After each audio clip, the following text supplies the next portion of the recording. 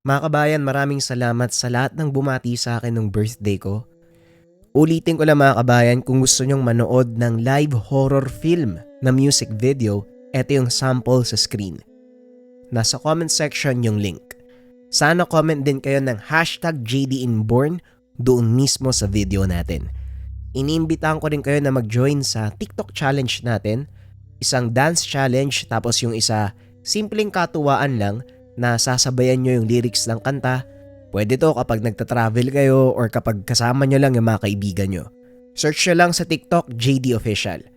Sana malambing ko kayo mga kabayan at supportahan nyo yung kanta.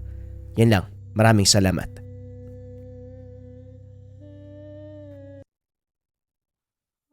Ang kwentong ito ay hango sa totoong buhay. Mula ito sa isa nating kabayan na itago na lang natin sa pangalang Arman. Walang eksaktong taon, probinsya ng Mindoro. Bilang isang binatang lumaki sa piling ng isang manggagamot, pangkaraniwan na kay Arman ang mga gawain na may kinalaman sa lihim na karunungan, gaya ng pambabarang at mangkukulam.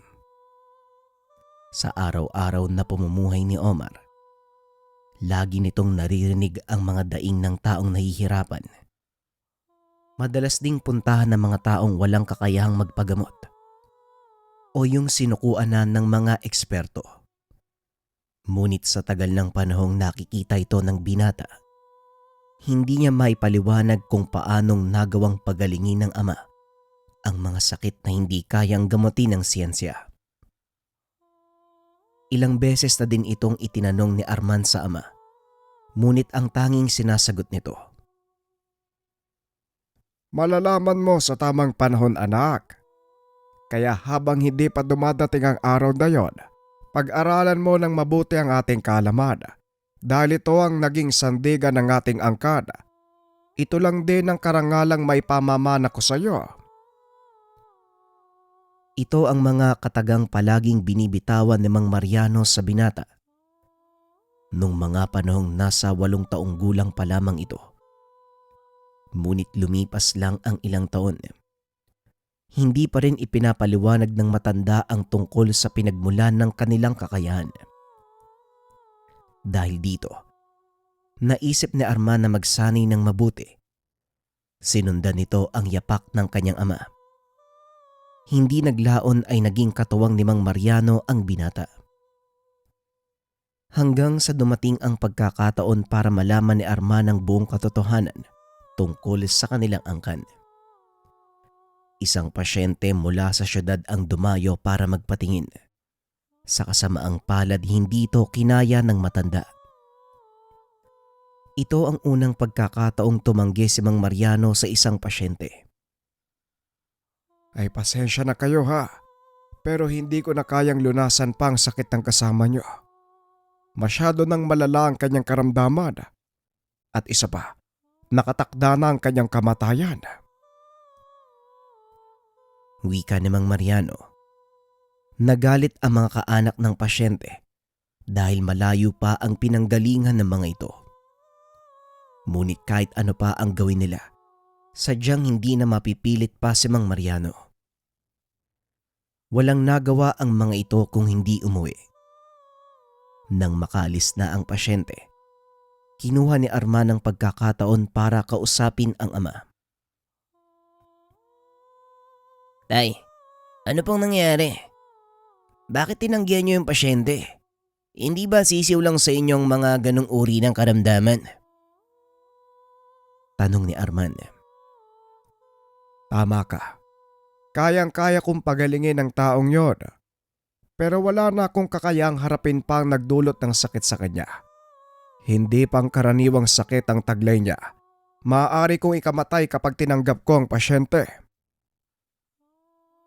Tugon ni Mang Mariano.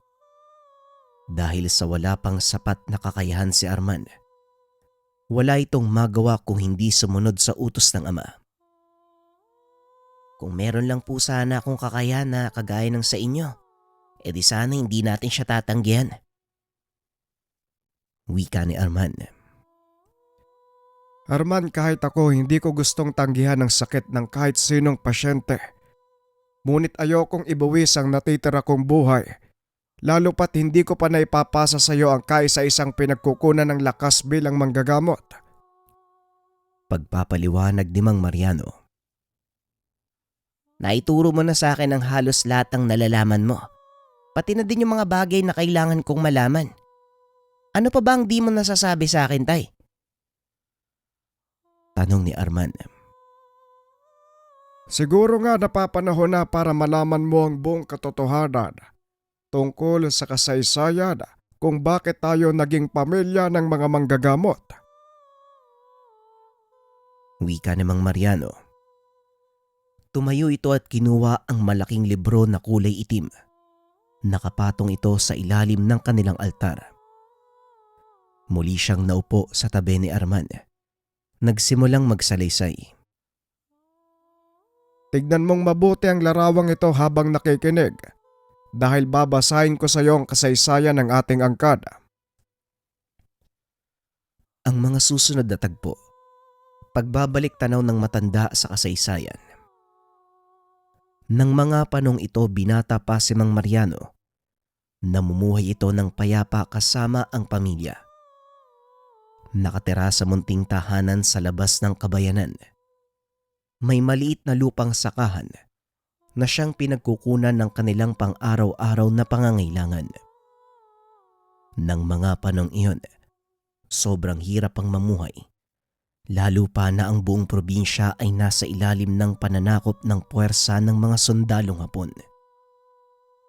Napilitang iwanan ng pamilya ni Mang Mariano ang kanilang tahanan upang makapagtago sa kalupitan ng mga Hapon. Marami na sa kanilang mga kakilala ang namatay. Natakot ang ama ni Mang Mariano na si Tatang Severino na baka pamilya na niya ang isunod. Ay nako, kailan pa kaya matatapos ang digmaang ito? Nakakapagod na magpalipat-lipat ng lugar. Naaawa ko sa mga bata. Crescencia, napuno na ng takot ang mga isipan at puso nila ng dahil sa digmaan. Ayoko lang dumating sa puto. Nakainin din sila ng galit. Wika ni Tatang Severino. Kahit ako din naman, Severino. Ayokong mabahira ng dugo ang kamay ng dalawa nating anak. Hanggat maaari, gusto kong mamuhay sina Mariano at Alibio ng mapayapa. Pero sa panahon ngayon mukhang malabong mangyari. Wala na tayong magagawa. Wala naman tayong sapat na kakayahan para labanan ng mga sundalong dayuhan. Tugon ni Aling Crescencia. May kakayahan tayo, Tay. Kung gugustuhin nyo, pwede tayong lumaban. Para saan ba ang mga aral na iniwan sa'yo ng kaibigan mong pare? Tugon ng binatang si Mariano. Hindi natin pwedeng gamitin ang sinasabi mong kakayahan para manakit. Ipinagkaloob sa atin ng may likha ang mutyang iyon upang makatulong sa mga nangangailangan. At isa pa, ang tunay na kakayahan ng mutya ay hindi para pumatay kung hindi magbigay ng buhay. Kaya't kung gagamitin mo ang kapangyarihan nito para manakit ng kapwa, mawawala ang bisa ng mutya. Sa oras na mangyari ang bagay na yon, nangangahulugan lang na nabigo ako sa aking misyong pangalagaan ng mutyang ito. Pagpapaliwanag ni Mang Severino. Tama ang narinig niyo. Isang tagapangalaga ng mutya ang matanda. Ipinagkalob ito ng isang maharlikang engkanto para magamit sa panggagamot. Kapalit ng pagpapagaling ni Mang Severino sa karamdaman ng mga tao ay ang kaluwagan sa pamumuhay. Hindi ito naniningil ng kahit ano sa sino mang napapagaling. Ang mismong mutya ang nagkakalob sa kanila ng mga pangangailangan sa pang-araw-araw na buhay. Paminsan nagugulat na lang ang matanda dahil may mga bayong ng prutas na iniiwan sa kanilang mesa o hindi kaya sa labas ng tahanan. Minsan mga ligaw na hayop kagaya ng usa, baboy ramo, o hindi kaya naman labuyong manok. Naging kontento na ang matanda sa ganong pamumuhay Kahit wala silang pera, hindi naman sila nagugutom. Ano ba talaga ang mutyang yan, Tay? Nagtataka ako kung paano niyong nakuha yan. Sinabi niyo sa amin noon na ibinigay ito ng isang engkanto. Pero sa totoo lang, hindi pa rin ako naniniwala. Dahil hindi ko din naman nakita ang sinasabi niyong engkanto. Wika ni Mariano. Mariano, unawain mong mabuti ang sasabihin ko. Ang pananalig sa mga mabubuting engkanto ay parang paniniwala sa hangin. Hindi mo nakikita pero alam mong nandyan lang sila sa paligid dahil nararamdaman mo sila. Hindi mo man makita ang mga engkantong nagbigay at nangalaga sa mutya. Ngunit nararamdaman at nararanasan mo ang kanilang probisyon at ang pagkalinga. Pagpapaliwanag ni Mang Severino. Napaisip si Mariano sa sinabi ng ama. Natatandaan nga nito na kahit minsan, hindi sila nawalan ng makakain kahit pa nasa kalagitnaan sila ng digmaan. Kung ganun, Tay, bakit hindi na lang tayo kunin ang mga engkanto at dalhin sa kanilang lugar? Tanong ni Mariano. Hindi maaari, Mariano. Hindi tayo mabubuhay sa mundo nila kung sakaling gawin nila ang bagay na yon. Kailanman hindi na tayo makakabalik sa mundong ito. At isa pa, may misyon tayong dapat gampanan. At ang misyon na yon, wala sa mundo ng mga engkanto, kundi nandito sa mundo nating mga tao bilang tagapangalaga ng mutya. Tungkulin natin na magbigay lona sa mga taong nangangailangan. Sa ngayon hindi mo ito mauunawaan, pero darating ang panahon, Mariano. Mag-antay ka lang. Tugon ni Mang Severino. Simula noon hindi na nagtanong pa si Mariano ng mga bagay tungkol sa mutya. Nagpatuloy ang kanilang buhay. Bagaman punong-puno ng takot, nagawa pa rin namang Severino ang kanyang misyon. Hanggang sa dumating ang panahong kailangan nitong ipasa ang mutya kay Mariano. Nang mga sandaling ito, nakaratay na si Mang Severino. Nakaupo sa tabi ng matanda ang dalawang anak na si Mariano at Alibio. Hindi na ako magtatagal pa. Kayong dalawang magkapatid, palagi niyong tatandaan ang dahilan kung bakit tayo nabuhay. Kailangan niyong magpatuloy kahit wala na ako. Mariano, ihahabilin ko sa iyo ang mutyang ito dahil ikaw ang nakakatanda. At sana wag mong gamitin sa pangsariling interes ang kakayahang ibibigay nito sa iyo. Ikaw naman, Alibio, ang magiging katuwang ng iyong manong Mariano sa pagtupad ng misyong iiwan ko sa inyo. Huwag kang magsasawang tumulong ng walang hinihinging kapalit. Wika ni Mang Severino.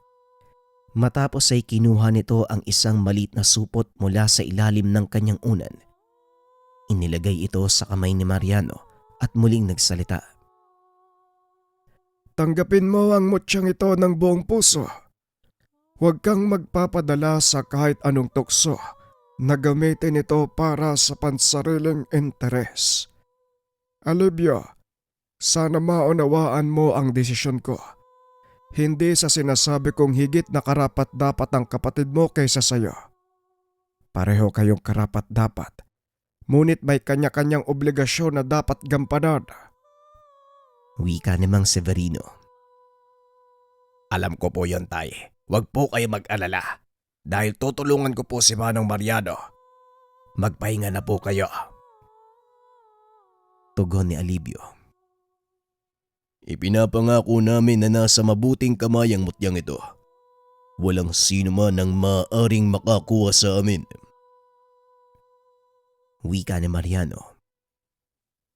Masaya kong lilisan sa mundong ito dahil panatag ang aking kalooban.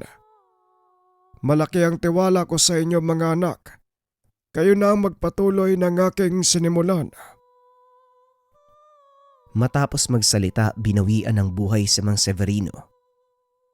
Sa paglipas ng panahon, Tuluyang humupa ang kaguluhang dulot ng digmaan. Nagapi ang mga sundalong dayuhan. Unti-unting nagbalik sa dati ang kanilang pamumuhay. Ipinagpatuloy ni Mang Mariano ang panggagamot. Samantalang si Alibio naman, nagpa siyang umalis para hanapin ang sarili. Hindi naman ito hinadlangan ng kapatid dahil alam ni Mariano na may sariling tadhana si Alibio na dapat tuparin. Maraming taon ang nakalipas. Nagkaroon ng sariling pamilya si Mariano. Kagaya ng ama, nakilala ito bilang mahusay na manggagamot sa lugar kung saan sila napadpad. Kaso nga lang kahit wala na ang digmaan, hindi pa rin nawawala ang kaguluhan. Malaki ang pinsalang idinulot nito sa kabuhayan ng mga tao. Hirap pa din sa paghahanap ng pagkain ang bawat isa. Umabot pa sa puntong kailangan nilang manakit ng kapwa para lang may maipakain sa kani-kanilang mga pamilya. Isang araw habang nanggagamot, biglang sinugod ng mga armadong kalalakihan ang tahanan ni Mang Mariano. Nagpakilala sila bilang hukbalahap. Sila ang mga taong lumaban sa mga Hapon at kasalukuyan pa ring tinutugis ang mga dayuhang naglipana sa buong panig ng bansa. Magandang araw sa iyo, kaibigan. Naparito kami para kolektahin ng inyong buwis. Wika ng isa sa mga kalalakihan. Napahinto sa ginagawa si Mariano at kinausap ang lalaki. Kumuha kayo ng kahit anong makukuha nyo mula sa mga gulay at prutas na yan. Wika nito. Ngunit sinipa ng lalaki ang mga nakaumpok na gulay sa sahig.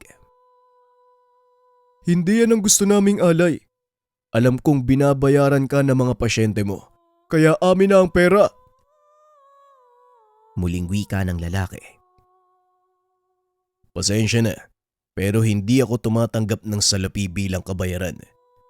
Kung ano ang nakikita mo dyan sapag, kusang ibinibigay ng mga tao bilang pasasalamat, kaya wala akong ibibigay na pera sa inyo. Wika ni Mariano. Ngunit suntok ang iginante sa kanya ng lalaki. Sinong niloloko mo? Ilabos mo ang pera kung ayaw mong masaktan. Madadamay ang mga tao nandito. Tugon ng lalaki. Hindi na umimik pa si Mariano. Tinitigan niya lang ito. Muling nagpatuloy sa ginagawa. Dahilan para lalo itong mainis. Muling lumapit ang lalaki kay Mariano.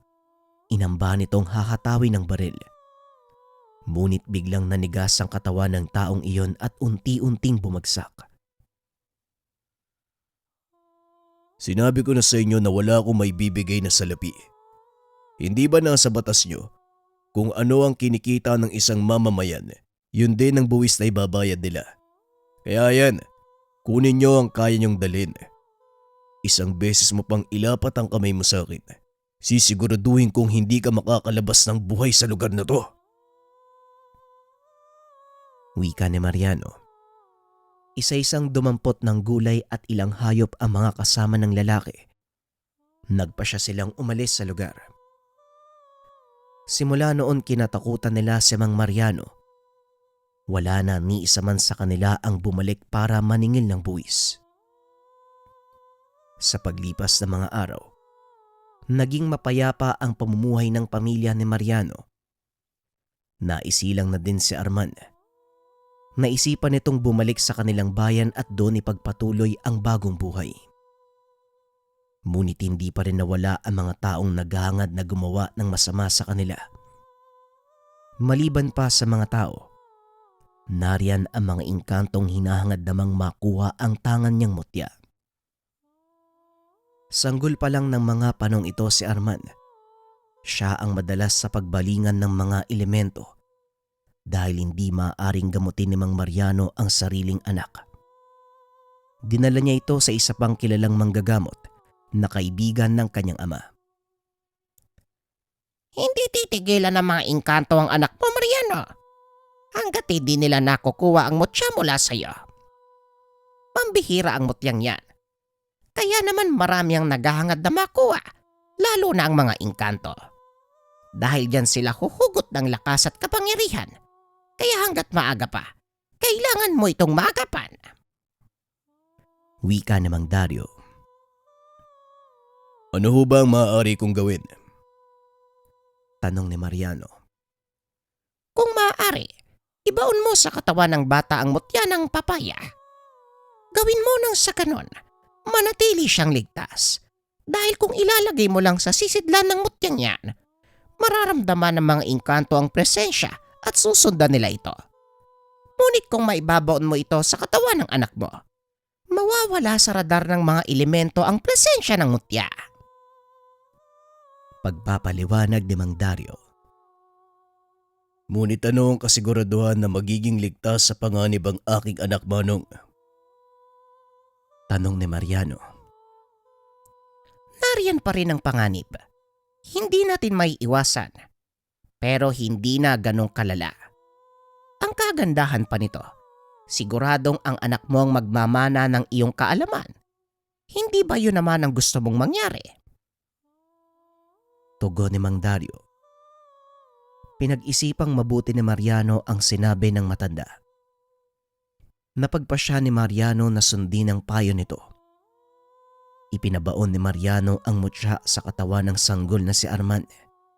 Isang pares ng mutya ng papaya ang hawak niya ng mga sandaling iyon. Ayon kay Mang Dario, isa lang ang kailangang ibaon sa katawan ng paslit. At ang isa ay panghahawakan ni Mang Mariano para hindi tuluyang mawala ang bisa nito. Ilang araw matapos ibaon ng mutya sa katawan ni Arman, nilagnat ang sanggol at sa loob ng ilang araw, walang tigil sa pag-iyak.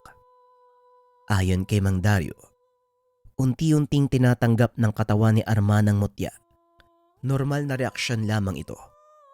Makalipas ang ilang araw, unti-unting bumuti ang kalagayan ng paslit hanggang sa tuluyan na itong nagbalik sa dating sigla. Balik tayo sa kasalukuyan.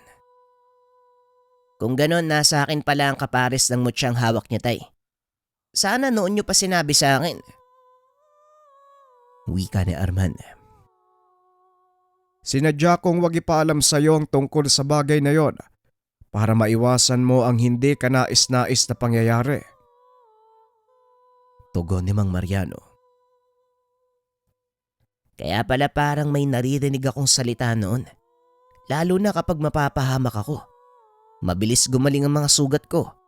Ngayong alam ko na kung bakit. Ngayong nauunawaan mo na ang lahat. Siguro naman handa ka nang tanggapin ang kapares ng mutya na nasa katawan mo. Kung ipag-aadya ng panahon, tay, walang pagdadalawang isip kung tatanggapin. Sa palagay ko, dumating na ang pagkakataong iyon. Sumunod ka sa akin, anak. Wika ni Mang Mariano. Nagpunta ang mag-ama sa likod ng bahay. Doon nakita ni Arman ang malaking puno ng papaya.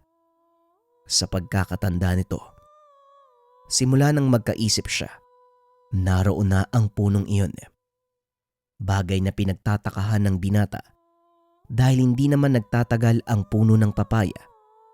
Kadalasan ilang taon lang itong nabubuhay. Ngunit ang punong iyon, mahigit 20 taon nang patuloy na namumunga. Napapansin ko lang po, tay. Bakit buhay pa rin yung puno ng papaya na to? Tanong ni Arman. Simple lang ang kasagutan. Dahil nasa loob ng katawan ng punong yan ang kapares ng mutyang nasa katawan mo. Tugon ni Mang Mariano sabay bunot ng itak. Pinutol nito ang bandang gitna ng puno. Nakita ni Arman na may butas ang pinakagitna. May kung anong kinuha si Mang Mariano. Inabot kay Arman. Isang lumang itim na sisidlan na halos napuno na ng dagta ng papaya. Dito mo pala itinago ang mutya sa loob ng mahabang panahon, tay. Paano niyo po nagagamit yung mutya kung malayo sa inyo? Tanong ni Arman. Hindi naman ako nanggagamot eh. Ikaw. Nanlaki ang mga mata ng binata sa sinabi ng ama. Ito ang dahilan kung bakit hindi siya pinapaalis ng kanyang ama sa tabi, lalong-lalo na kapag nagsimula na ang gamutan. Ngayon naiintindihan ko na, tay. Pero may tanong pa rin sa akin eh. Bakit nyo ibibigay sa akin yung mutya ngayon? Muling tanong ni Arman. Naupo si Mang Mariano sa nakatumbang puno ng papaya at tinitigan ang anak. Panahon na para ikaw na talaga ang pumalit sa akin. Pagod na ang katawan ko eh. Hindi ko nakakayanin pa ang manggamot. Alam ko naman na kaya mo na eh. Hindi ako nagdadalawang isip na gawin ito dahil sa bangay pinakita mo sa akin noong sinasanay pa lang kita. Wika ni Mang Mariano. Nakikita ko nga po, tay. Naiintindihan ko kung bakit. Huwag po kayo mag-alala dahil buong puso kong tinatanggap ang katungkulang ito. Wika ni Arman.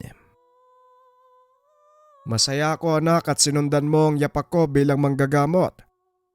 Ngayon sigurado na ako may magpapatuloy ng aking legasiya. Wika ni Mang Mariano. Napatingala si Arman dahil naaninag nito mula sa likod ng matanda ang figura ng isang malaking nilalang. Anino lang ang nakikita ng binata dahil napakadilim ng paligid. Unti-unting nagdatingan ang mga alitaptap at dumapo sa katawan ng nilalang. Nanlaki ang mga mata ni Arman nang makita ang nilalang na yun. Isang mantiw. Kaunting kaalaman. Ang mga mantiw o mancho sa salitang Hilagay nun, mga higanting inkantong nababalot ng ugatang katawan. Madalas naglalakad ang mga ito sa dilim, lalo na kapag walang buwan. Mabait at mahinahon ang mga ito, kadalasang nagiging katuwang ng mga manggagamot. Sinasabing ang mga mantiw ay may kakayahang magpatubo ng mga halaman at puno sa pamamagitan ng kanilang mga luha. Maswerte din ang buhay na hinakbangan ng mantiw dahil sumasama sa nilalang na ito ang negatibong enerhiyang bumabalot sa tahanan. Madalas nakikita ang mga mantiw sa malagong kagubatan. Hindi sila madaling makilala na pagkakamalang puno ang kanilang binti. Napakaraming ugat ang nakabalot dito. Huwag kang magulat, Armada. Siya ang gabay ng iyong mutya. Susunod siya sa lahat ng ipag-uutos mo. Ngunit kagaya ng palagi kong ipinapaalala, huwag mong aabusuin ang kapangyarihang hawak mo. Wika ni Mang Mariano. Ang buong akala ng binata ay para lamang sa panggagamot ang kakayahan ng mutya. Ni minsan, hindi nito naisip na maaari siyang magkaroon ng koneksyon sa mga elemento.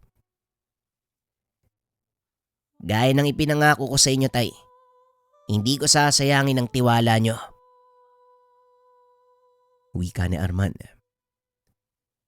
Matapos ang kaganapang iyon, nagsimula nang tumanggap ng mga pasyente ang binata. Hindi man ganon kadalas. May mangilan-ngilan ding kumikilala sa kanyang angking galing. Ilang taon pa ang lumipas, tila naging kabaliktaran ang nangyari. Habang nagtatagal, nakikita ni Mang Mariano ang malaking pagbabago sa ugali ng anak. Taliwas ito sa mga itinuro ng matanda. Naging mapagmalaki si Arman. Kadalasan tinatanggihan ng mga pasyente na walang kakayahang magbigay ng alay. Hindi nakatiis si Mang Mariano kaya kinumpronta nito ang binata. Hindi ko alam kung anong nangyayari sa iyo, anak. Pero bakit mo naman tinatanggihan ang ilan sa mga pasyente mo? Alam mo bang nanggaling pa sa malayo ang ilan sa kanila? Dumayo dito para lang magpagamot sa iyo. Wika ni Mang Mariano. Alam mo, tay, hindi naman lahat ng pasyente pwede nating tanggapin. Ang mga taong yon, hindi nila kayang magbigay ng kaukulang alay kaya hindi ko sila tinatanggap. Sa panahon ngayon, Tay, kailangan nating maging praktikal. Wika ni Arman. Hindi mahalaga ang salapi sa gawain ito, Arman. Isa pa, nabubuhay naman tayo sa araw-araw. Kahit hindi naniningil sa panggagamot mo, hindi ba? Muling wika ni Mang Mariano. Totoo yun, Tay. Pero may mga pangangailangan din tayong kailangang bilhin. Kaya paminsan, hindi naman siguro masamang maningil, hindi ba? Tugon ng binata. Hinayaan na lang ito ni Mang Mariano sa pag-aakalang matatauhan pa ang anak. Ngunit habang tumatagal, lalong lumalala ang ugali ni Arman. Minsan narinig niya ang anak nagsabi ng halaga sa isang pasyente. Sa pagkakataong ito, hindi na pinalampas pa ng matanda ang pangyayari.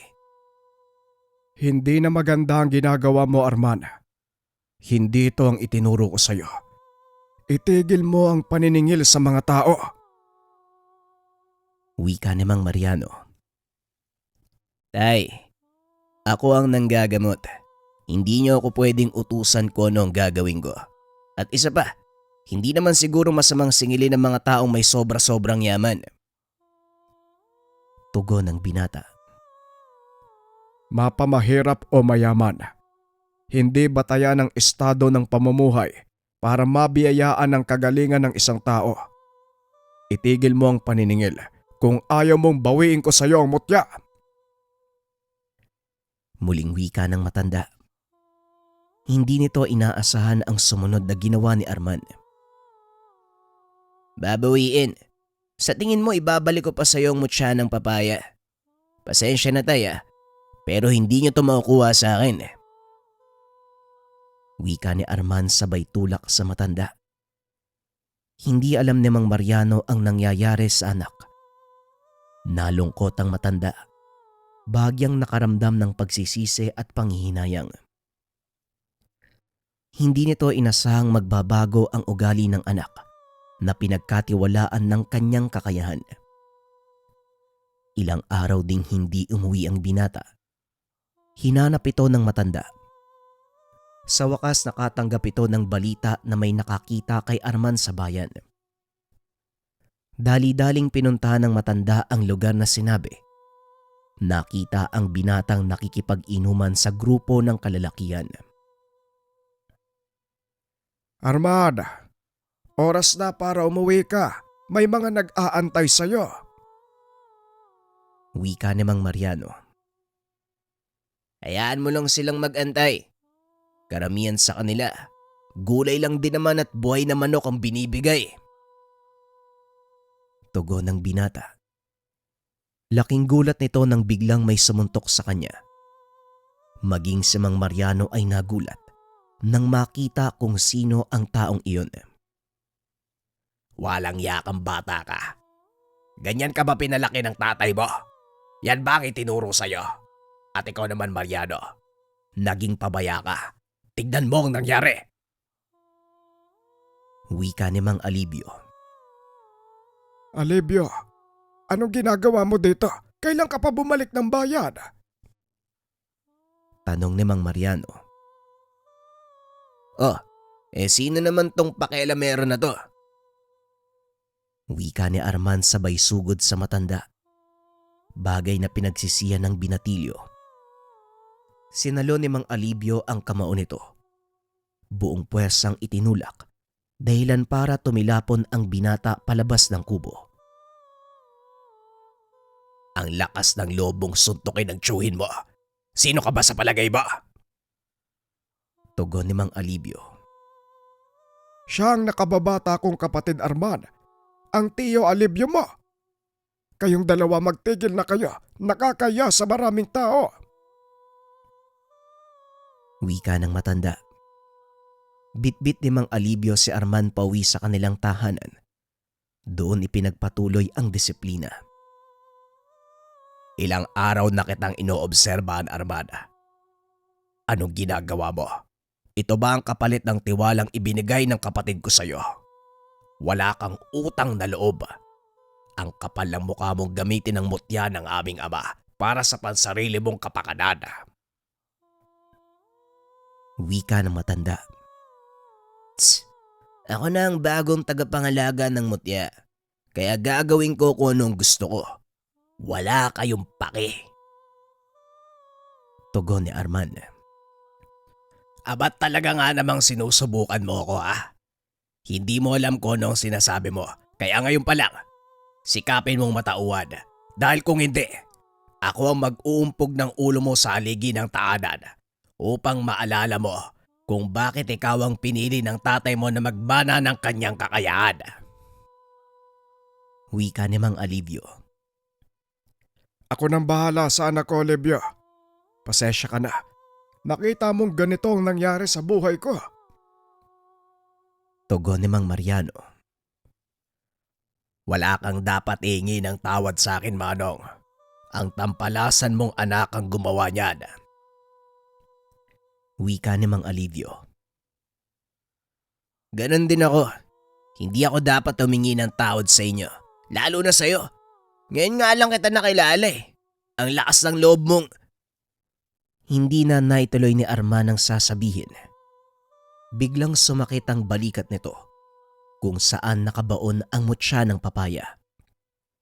Napasigaw ang binata. Unti-unting nasusugat ang bahaging iyon ng kanyang katawan. Napalingon si Mang Mariano kay Alivio.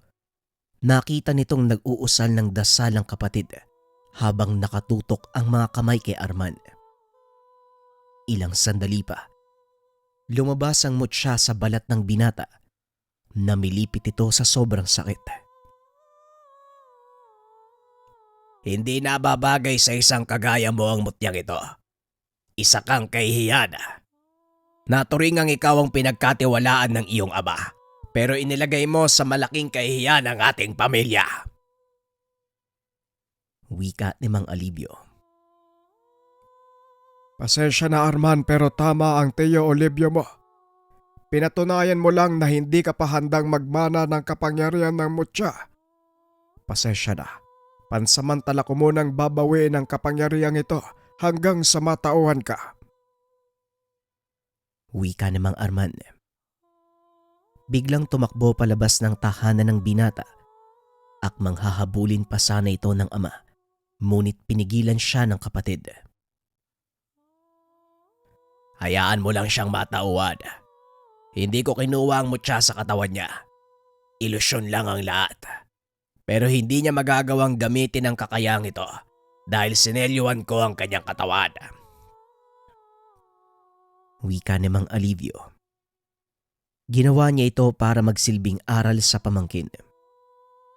Kinuha naman ni Mang Mariano ang pagkakataon para kausapin ang kapatid. Ano nga palang sadya mo? Bumalik ka sa bayang ito Ang buong akala ko patay ka na. Tanong ni Mang Mariano. Yan pa sana ang gusto kong sabihin sa'yo, Manong Pero parang hindi maganda ang tiyempo ko. Napapabalita sa kabilang bayan ang pananalakay ng mga aswang. Pumunta ako dito para balaan kayo. Pero mukhang alanganin pa ang anak mo. Tugon ni Mang Alivio. Gaano ba kalala ang sitwasyon, Olivia? Tanong ni Mang Mariano. Marami na ang napahamak, Manong. Ang ilan sa kanila ay nayanggaw pa. Sa inala ko, sinasadya ang pagsalakay na yon upang makakuha ng pagkain ng mga lintik. Nagpaparami din sila ng bilang. Sa mga sandaling ito, hindi pa kayang humarap ni Armand. Kaya ako na muna ang makikipagto sa kanila. Kung sakaling tumawid sila dito sa bayan ng San Lorenzo. Wika ni Mang Alivio. Biglang kinabahan si Mang Mariano. Alam nitong wala siyang magagawa sa kasalukuyang kalagayan. Mukhang wala akong maitutulong sa iyo, Olivia. Mahina na ang pangangatawan ko Wala na rin akong kakayahang makipagkumbate. Ngunit maaari kong balaan ng mga tao sa paparating na panganib. Tugon ni Mang Mariano. Hindi, Manong. Walang dapat makaalam ng kaganapang ito. maaaring magdulot ng malaking kaguluhan sa buong bayan sa oras na sabihin mo sa kanila ang mga mangyayari. Pero mas lalong magkakagulo kung sa huli nila malalaman ang mga pangyayari. Maaari silang mataranta. Mas mabuti ng mataranta. Maaaring pagandaan ng mga aswang ang ganitong pagsalakay. Alam nilang may naninirahang manggagamot sa lugar na ito.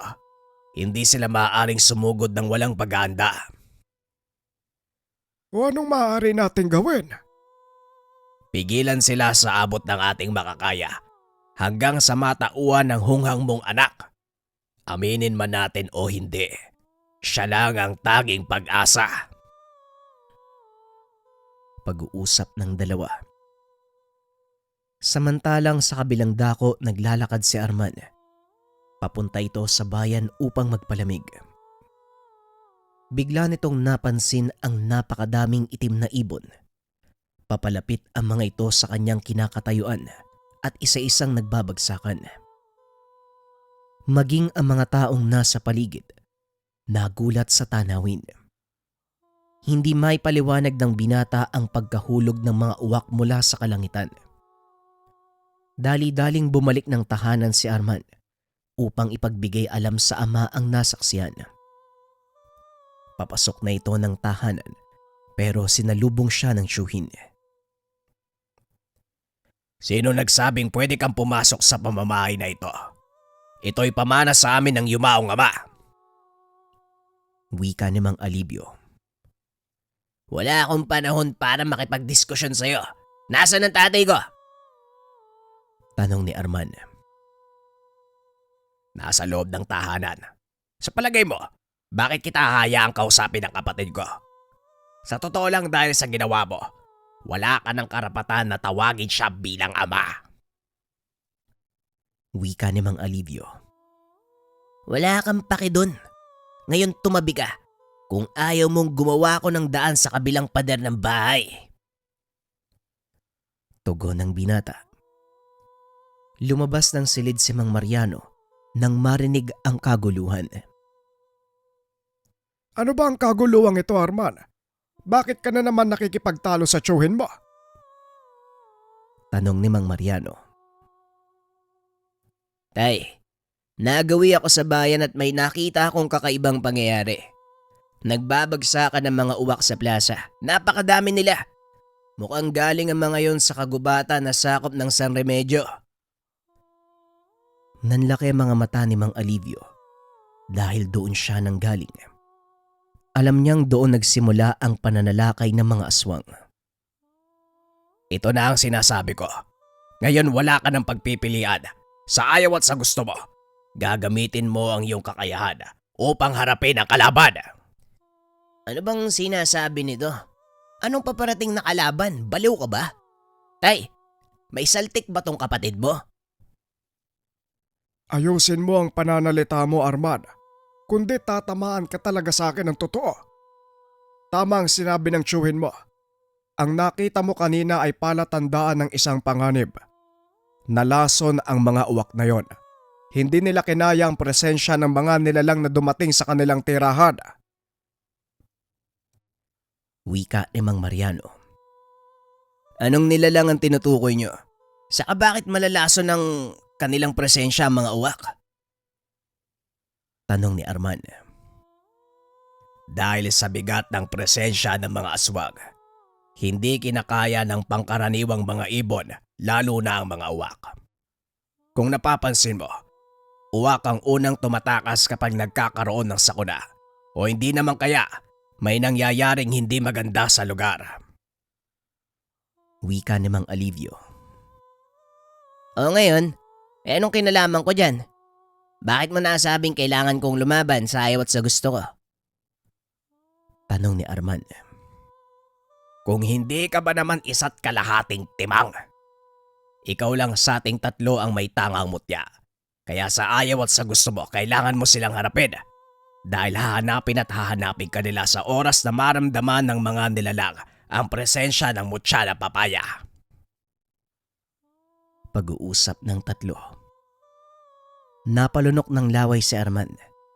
Hindi nito lubos akalaing magkakaroon siya ng inkwentro sa mga aswang.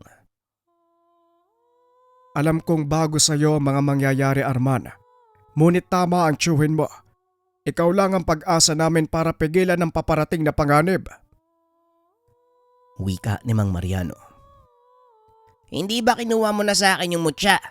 Bakit pa ako makikialam sa bagay na yan? Tanong ni Arman. Ano bang utak na meron ka? Hindi ko malaman kung anong klaseng pag-iisip yung... Ay nako. Hindi mo ba nararamdaman sa sarili mo? Nariyan pa rin ang mutya. Wika ni Mang Alivio. Pinakiramdaman ng binata ang sarili. Napangiti ito. Aba, oo nga no. Eh anong ginawa mo? Kitang-kita ko eh. Naramdaman ko yung pagkuha ng mutya sa balikat ko eh. Tanong ni Arman. Ilusyon lang ang lahat. Ginawa ko yon para batauan ka. Ngayon maganda ka dahil tayo ang sasalakay sa lungga ng mga aswang na yon. Tugon ni Mang Alivio. Teka, sandali lang. Aswang ang pinag-uusapan natin dito, di ba? Bakit tayo ang sasalakay? Tanong ni Arman. Huwag nang maraming tanong. Bilisan mo na! Tugon ni Mang Alivio. Dali-dali namang kumilos ang binata. Hindi nito alam kung ano ang dadamputin. Kaya inabot sa kanya ni Mang Mariano ang itak na pagmamay-ari ng ama. Eto, gamitin mo ang itak na ito. Mula pa ito sa aking ama. Wika ni Mang Mariano. Hindi na nagsalita pa si Arman. Kinuha nito ang itak at sinundan ng tiyuhin. Habang naglalakad, nakita ng binata ang ilang uwak na nagkalat sa daan. Mukhang huli na tayo, Arman. Nandito na sila. Tignan mo sa gawing iyon. Wika ni Mang Alivio habang itinuturo ang mga taong naglalakad papunta sa kanilang direksyon. Kakaibang bigat ang nararamdaman ni Arman nang makita ang mga kalalakihang paparating. Ang nararamdaman mo ay presensya ng mga aswang.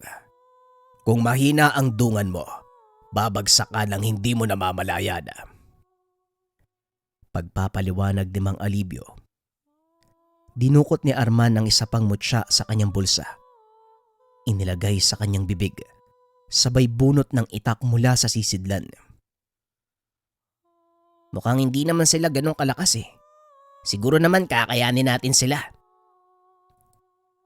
Nanlaki ang mga mata ni Mang Alivio nang maramdaman ang biglang pagbabago ng aura ng binata.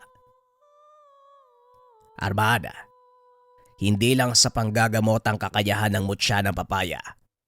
Ang kapares itong mutya, may kakayahang magbigay ng lakas at liksi ng pangangatawan.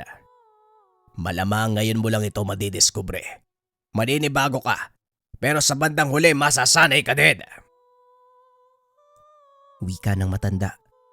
Sabay tulak kay Arman papunta sa mga kalaban. Hindi naman nagpapigil ang binata. Ibinunto ng galit sa mga dumating na kalaban. Kanina pa ako nabibuisit sa mga nangyayari. Tapos dadagdag pa kayo. Wika ni Arman. Sabay sugod sa mga kalalakian. Mabilis namang nakaiwas ang ilan sa mga aswang. Ngunit tinamaan ang isa sa mga ito. Paulit-ulit na tinaga ni Arman ang kalaban hanggang sa tuluyan itong mamatay. Tinignan nito ang iba pang mga aswang. Isa-isang nagbagong anyo ang mga ito at sumugod. Samantalang si Mang Alivio naman, nagtago sa likod ng puno. Pinanood na makipaglaban ang pamangkin. Nakaalalay lang ito sa kung ano ang mangyayari. Ngayon lang niya nakitang makipagbakbakan ang pamangkin. Hindi nito akalaing ganong kahusay si Arman. Hinawakan nito ang isang kalaban sa ulo. Itinulak papunta sa puno. Halos mabiyak ang bungo ng nilalang dahil sa lakas ng pagkakatama. Hindi na makakilos ang mga aswang dahil sa sobrang takot. Ang ilan ay nagpulasan. Ngunit hindi ito pinalampas ni Arman at Mang Alivio. Tapos na tayo dito. Hindi na babalik ang mga yon. Ngayon pang naramdaman nila ang presensya mo. Hindi sila mangangahas na pasukin ang teritoryo mo. Wika ni Mang Alivio. Sinuyod pa nila ang paligid para masiguradong wala ng mga kalaban. Matapos ay umuwi ang mga ito. Pinag-usapan ang mga nangyari. Hindi lang panggagamot ang saklaw ng taglay mong mutya, kundi pati ang pagtatanggol ng mga taong sakop ng iyong dome. Huwag mong isipin kung anong maibibigay nila dahil ang totoong pagtulong sa kapwa at paglilingkod sa Diyos ay walang hinihintay na kapalit. Wika ni Mang Alivio. Aminado ako. Malaking pagkakamali ang nagawa ko. Pinagsisisihan ko ang lahat ng yun. Naging makasarili ko eh. Ginamit pa yung kakayahan ng mutya para sa pansariling interes. Naway patawarin niyo sana ako. Wika ni Arman. Huwag mo nang isipin ang mga bagay na yon. Normal lang sa tao ang magkamali. At ngayong namulat ka na sa katotohanan ng buhay, paniguradong magagampanan mo ng maayos ang iyong tungkulin. Wika ni Mang Mariano. Ang mutyang hawak mo ngayon, ipinasa pa mula sa aming mga ninuno. Lahat sila maging ang iyong ama. Nakaranas ng mabibigat na pagsubok. Ngunit wala sa kanila ang sumuko at bumigay sa mga temptasyon. Tugon ni Mang Alivio. Yon ang naging simula ng totoong pagganap ni Arman sa kanyang tungkulin. Mas naging epektibo pa ang binata sa panggagamot. Nagawa nitong gamutin ang mga pasyenteng tinatanggihan noon ng kanyang ama. Maraming kilalang tao ang nagpunta sa binata upang magpagamot. Nagawa niya itong pagalingin, dahilan para lalong makilala si Arman. Kalaunan, dumami ng husto ang mamamayang parokyano ng binata. Ang ilan sa mga ito, nagpresenta pang bigyan siya ng lupain. May mga tao ding nagbigay sa kanya ng pera. Hindi na malaya ng binata ang unti-unting pag-angat ng buhay. Dito napatunayan ni Arman ang sinasabi ng ama. Marunong tumingin ng may likha sa mga taong hindi mayabang. Masaya ako sa narating mo, anak. Alam kong ito ang kalooban ng Diyos. At dahil sa kabutihang ginawa mo, ito ang gantimpala. Wika ni Mang Mariano. Hindi ko na po hinangad ang karangyaan, tay. Kaya nga gusto kong ibahagi ang mga ito sa mga nangangailangan. Kung yan ang gusto mo, Arman, walang problema.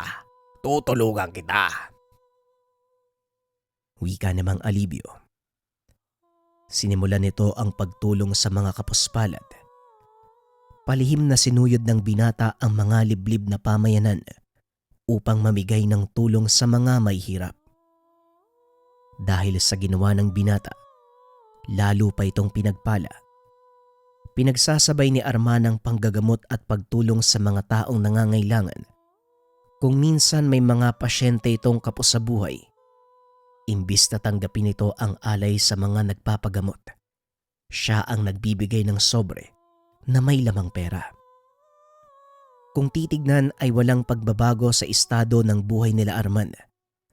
Ganon pa rin ang kanilang tahanan. Gawa pa rin sa kawayan. Mas nasanay ang binata sa simpleng buhay. Hindi lubos sa kalain ni Arman na mararating niya ang ganong tagumpay. Ngunit mas pinili ng binatang mamuhay ng simple. Sa paglipas ng mga taon, hindi maiwasan ng binata na malaman pa ng maraming tao ang ginagawa. Nagulat si Arman ng isang araw.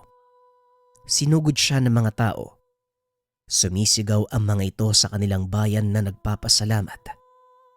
Ang ilan ay naiiyak pa.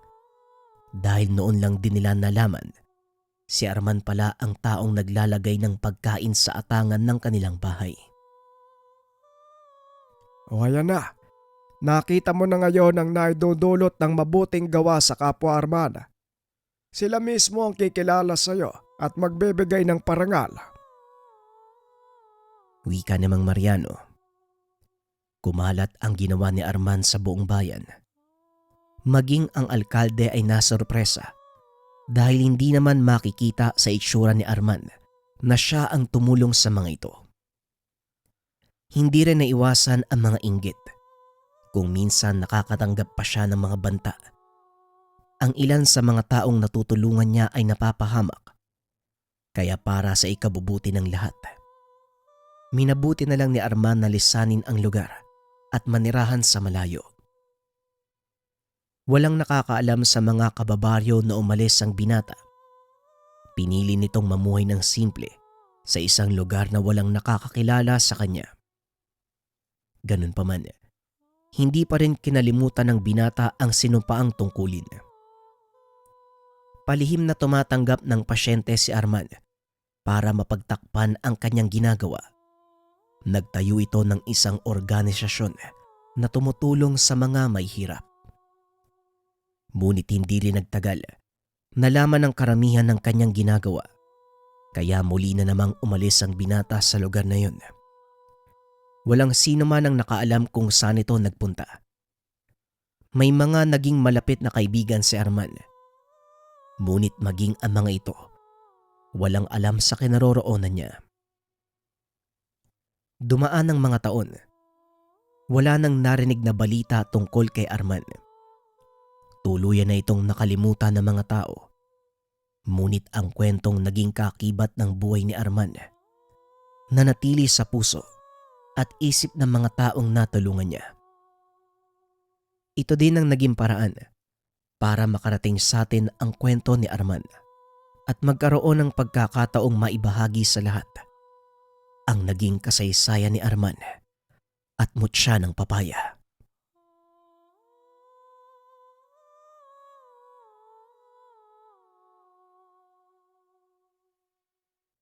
Mga kabayan, maraming salamat sa lahat ng bumati sa akin ng birthday ko.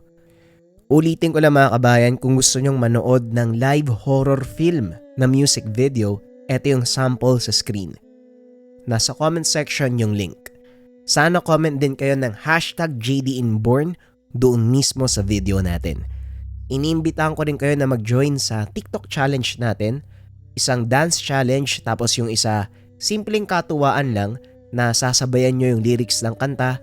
Pwede to kapag nagta-travel kayo or kapag kasama nyo lang yung mga kaibigan nyo. Search nyo lang sa TikTok, JD Official. Sana malambing ko kayo mga kabayan at supportahan nyo yung kanta. Yan lang. Maraming salamat.